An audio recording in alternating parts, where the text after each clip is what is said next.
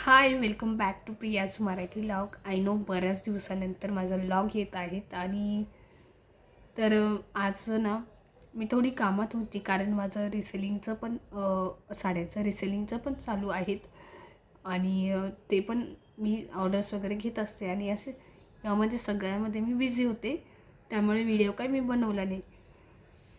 पण आज मला ना व्हिडिओ बनवावंसं वाटतो आहे कारण एक म्हणजे तुमच्याबरोबर हे असं घडतं का? मला नक्की सांगा. म्हणजे की आता बघा, मी सगळं खरं सांगते तुम्हाला, अजिबात काही लपवत नाही. आता माझ्याबरोबर धोका झाला की म्हणजे हे सगळ्यांच्या बाबतीत होतं असं मला नक्की सांगा. बघा, मला एक ब्रँड प्रमोशनने ॲप्रोच केलं. तर माझा एका मी यूट्यूबवरती व्हिडिओ बनवते, तर यूट्यूबवरतीच मला ते ब्रँड प्रमोशनचं अप्रोच आलं शॉर्ट व्हिडिओला. तर ठीक आहे, त्यांनी असं सांगितलं की तुम्ही ठीक आहे, म्हणजे कोलॅबरेशन करायला आम्ही रेडी आहोत असं. तर मग त्यांनी मला शॉर्ट व्हिडिओजवरतीच कमेंट वगैरे केल्या आणि असं सांगितलं की तुम्ही आम्हाला कॉन्टॅक्ट करा आणि व्हॉट्सअपवरती आपण बोलूया. तर ठीक आहे, मग मी असंच केलं. मग त्यांना बोलले की त्यांनी असं विचारलं कोलॅबरेशनसाठी. तर मी बोलले ठीक आहे, कोलॅबरेशन ठीक आहे, पण मग मी पेड प्रमोशन करेल. ओके, कारण कसं आहे की मला पेड प्रमोशनच ठीक वाटलं. तर ते बोलले ओके, पेड प्रमोशन तुमचे चार्जेस सांगा. ठीक आहे, आधी मी सांगितले तर त्या चार्जेसमध्ये त्यांनी मान्य केलं नाही. मग नंतर मी कमी चार्जेस सांगितले. तर त्यांनी बोलले की हो ठीक आहे, कमी चार्जेसमध्ये. आणि ते हे पण बोलले की तुम्ही जितके चार्जेस सांगतायत ना, अगोदरचे इतके मी चार्जेस सांगितले त्यांना, तितक्या चार्जेसमध्ये आम्ही कोणालाही इतके म्हणजे प्रमोशन देत नाही. आम्ही कमीत कमी चार्जेसमध्येच जास्त फॉलोअर्स जे असतात ना इन्स्टावरती, त्यांना प्रमोशन देतो. आणि तेही बोलले की तुम्हाला प्रूफ हवं आहे का, हे ते.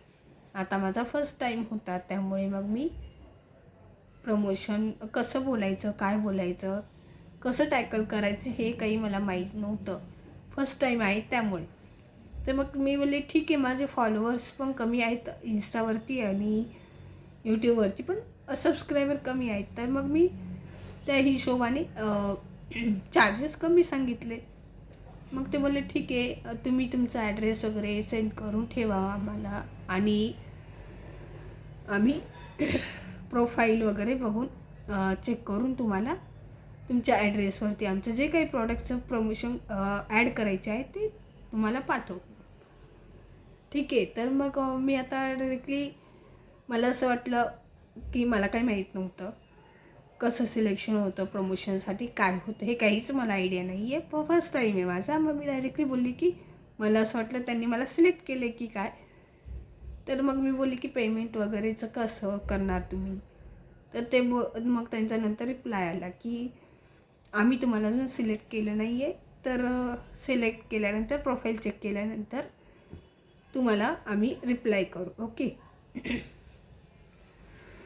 तर 2-3 दिवस झालेत आज आणि अजून रिप्लाय आला नाही आणि त्यांनी रिप्लाय केला नाही की काय आहे, प्रोफाईल वगैरे चेक केली की नाही, सिलेक्ट तुम्हाला केलं आहे की नाही. ओके. तर मी स्वतः त्यांना रिप्लाय केला की तुमचा अजून रिप्लाय आलेला नाही आहे आणि तुम्ही सिलेक्ट केलं आहे का मला, म्हणजे असं रिप्लाय आला नाही असं तुम्ही. तर त्यांनी काही मला रिटर्न रिप्लाय वगैरे काही केला नाही. ठीक आहे, तर प्रमोशन वगैरे कसे घेतात, ब्रँड प्रमोशन कसे घेतात, कसे येतात आपल्यापर्यंत, किंवा आपल्याला मागावे लागतात का, अप्रोच करावं लागतात का, कुठले प्रमोशन मागायचे, किंवा हे फेक आहेत की जेन्युइन आहे, हे कसं ओळखायचं हे अजिबातही माहीत नाही. तुम्हाला कोणाला माहीत असेल ना तर मला नक्की सांगा. म्हणजे जे काही फेक असतात किंवा त्यांना फक्त 200 300 500 रुपयामध्ये एक लॉगरकडून किंवा रील स्टारकडून किंवा असे व्हिडिओ बनवून घ्यायचे असतील तर असेही असतात का. तर त्यांनी मला सांगितलं की बघा जे आता मला जे आलेलं ब्रँड प्रमोशनचं त्यांनी मला सांगितलं की 20K पेक्षा जास्त जे फॉलोवर्स आहेत त्यांनाही आम्ही इतके पैसे दिलेले नाही आहेत आणि तुम्हाला पुरावा हवा आहे का असं सगळं बोलले ते मला. आणि मी म्हटले आम्हाला इतकं तर माहीत आहे की जे मोठे मोठे रील स्टार आहेत ते चार्जेस जास्त घेतात, पण हे 2000मध्ये कोण मान्य करणार. मला नाही वाटत कोणी मान्य करत असेल. 2000मध्ये एवढं मोठं 20,000 30,000 फॉलोअर्स असणारा व्यक्ती किंवा एखादी लेडीज जिचे जास्त फॉलोअर्स ती 2000मध्ये मान्य करेल तेही इन्स्टाला. मला नाही वाटत. त्यांनी मला असं सांगितलं की आम्ही 20,000पेक्षा जास्त फॉलोअर्स असणाऱ्यांना फक्त 2,000 पे करतो. तुम्हाला पुरावे हवे आहेत का. मला काय समजलं नाही आणि कळतही नाही आहे काही की हे ब्रँड प्रमोशन ॲक्च्युअल कसं टॅकल केलं जातं यांच्याबरोबर. तुम्हाला कोणाला माहीत असेल ना मला कमेंटमध्ये नक्की सांगा. पण मला जो आलेला अनुभव मी तुमच्याबरोबर शेअर केला. तुम्हाला माझ्यामध्ये काही चुकी वाटत असेल की ब्रँड प्रमोशन घेताना मी काही चूक केली किंवा काही चुकीचं बोलले तर मला कमेंटमध्ये नक्की सांगा. मी ते सुधारण्याचा प्रयत्न करेल आणि मला एक आयडिया येईल की ब्रँड प्रमोशन वगैरे कसे घेतात काय. ओके, चला भेटूया पुढच्या एका छानशा ब्लॉगमध्ये. इतकंच सांगायचं होतं मला आणि तुमच्याही बाबतीत होतं का हेही सांगा. ठीक आहे, बाय बाय.